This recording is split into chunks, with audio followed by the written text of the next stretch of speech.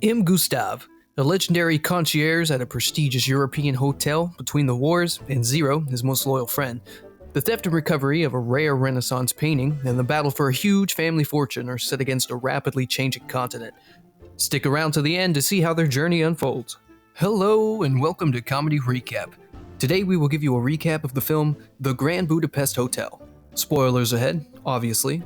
Without further ado, let's dive right into it. The movie starts and we see a young woman enter a graveyard in Zubroka, a troubled country. She crosses a bench with 3 singing men and subsequently a memorial with hotel keys for author. The woman locks the memorial and takes out the Grand Budapest Hotel. We meet the author in 1985 while his grandson shoots a toy gun. The author addresses the audience and tells the unexpected story behind his book. In 1968, the author visits war-torn Zubroka. He visits the once famous Grand Budapest Hotel. Only the author and anonymous patrons visit. While conversing with Jean, they notice a lonely old man sitting in the foyer. Jean tells the author the old man is the hotel owner, Zero Mustafa. Jean surprises the author by saying that Mr. Mustafa occupies a small servant's quarters at the Grand Budapest. A man in the lobby choking interrupts their chat. The author takes an elevator to his room while Jean rushes to aid him. The author is intrigued by Mustafa until they meet in the hotel's bath. The author was invited to dinner by Mustafa. Zero tells his story when they reunite. Zero provides assistance to Gustave H. and Madame D during the preparation of supper. The elderly lady is concerned about leaving the hotel because she won't be able to see Gustave. After bringing her to a tranquil state, the concierge will light a candle for her and then drive her back to her apartment. Gustave conducts an interview with Zero, but he is skeptical of Zero's claims regarding his expertise in the hospitality industry, his schooling, and his family. As a result, Gustave contributes to Zero's ability to operate quickly and effectively. In order to satisfy guests, he follows Gustave's instructions. Deputy Kovacs is conducting an examination of the business in the meanwhile. Later on, Zero finds out that Gustave will host the hotel's most important guests. The man had sexual encounters with a number of nervous, middle-aged blondes, dowager. One of the people mentioned here is Madame D, who was 84 years old.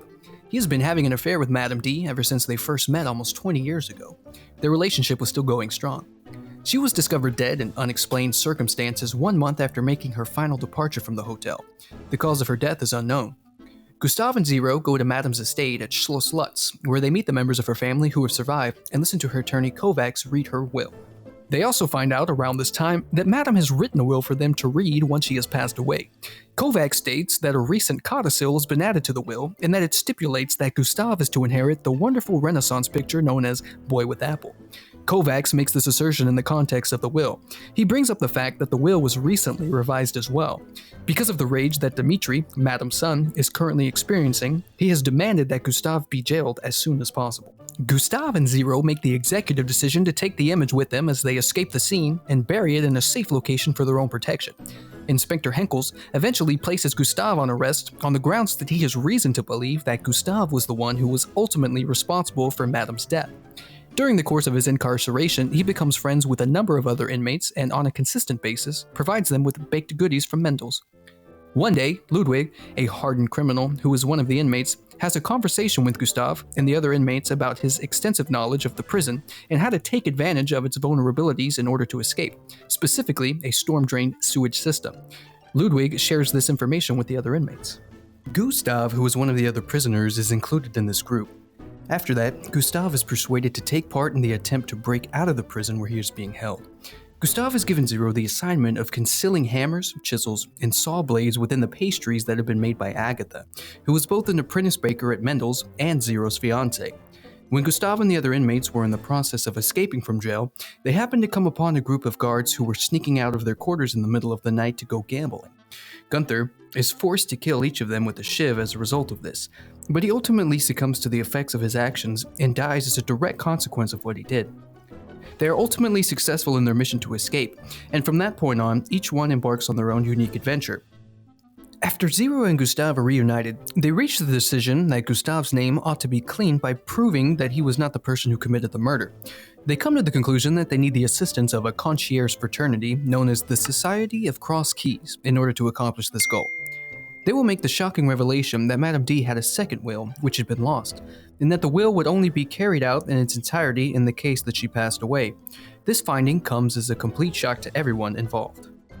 Jopling, an assassin who works for Dmitri and is paid by him, keeps a close eye on them and is already responsible for the deaths of Kovac, Madame D's butler Sergex, and Sergex's sister. He observes their every move. He is actively searching for Gustave and has made up his mind to kill him when he finds him. After giving chase, Zero shoves Jopling off a cliff in order to save Gustave, and then he and Gustave continue their escape from Henkel's and his swarm of Zabrokan warriors. As Gustave, Zero, and Agatha make their way back to the hotel, they discover it has been transformed into a military headquarters in the meantime. Agatha goes into the gallery to retrieve the picture Boy with Apples so that she can sell it, but Dmitri sees her and confronts her once he realizes that she is in possession of the painting. The goal of Agatha's endeavor is to make a profit out of the artwork. As Agatha runs away from Dmitri, Gustave and Zero make a beeline for her in hopes that they can protect her from any potential danger that may come her way. After firing his weapon at them, he then engages in a melee with Zabrokan warriors. Henkels quickly puts an end to the melee by holding them in check, which he does by putting them in check. Agatha and Zero are left dangling from a balcony as a result of Agatha's efforts to get away, but they end up landing in a van full of pastries and are unharmed as a result of this fortunate turn of events. The predicament arises as a direct consequence of Agatha's flight attempt. It is discovered that Madame's second will, in which Gustave is identified as the recipient of her financial assets, is attached to the back of The Boy with Apple. In this version of the will, Gustave is the sole beneficiary of Madame's estate. Gustave succeeds Madame as the owner of the Grand Budapest Hotel, and he quickly climbs the social and economic ranks of Zabroka to become one of the wealthiest Zabrokans. He travels on the train with Zero and Agatha, who is now married, so that they can celebrate their union. Nevertheless, where they are traveling, they are ambushed by some hostile troops who destroy Zero's refugee paperwork. Gustave makes an effort to withstand the onslaught of soldiers, but in the end, he is killed by a gunshot and is put to death. After obtaining his inheritance, Zero has continued to run the Grand Budapest in honor of his late wife Agatha, who passed away from the flu while she was taking care of their little son. This is something that Zero does in remembrance of Agatha. After visiting these marvelous remains, author continues his journey to South America. A photo of a young woman reading in a cemetery serves as the final image of the film. Make sure to subscribe and turn on notifications so you can watch more videos like this. Thanks for watching.